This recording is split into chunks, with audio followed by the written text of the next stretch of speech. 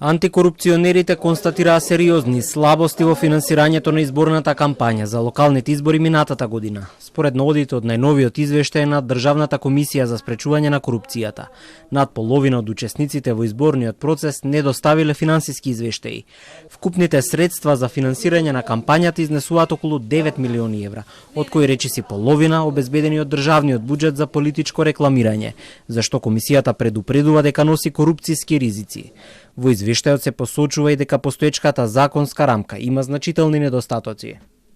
Клучни области на загриженост се недостигот јавна расправа, проблеми со транспарентноста и имплементацијата на новите регулативи, ограничените ресурси и обука на изборната администрација, како и недостигот поддршка на институциите одговорни за спроведување на изборите.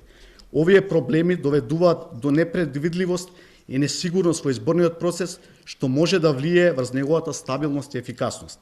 Дополнително, само 42% од институциите ја исполниле обврската за пријавување на службените возила, што според комисијата отвора ризик од нивна злоупотреба.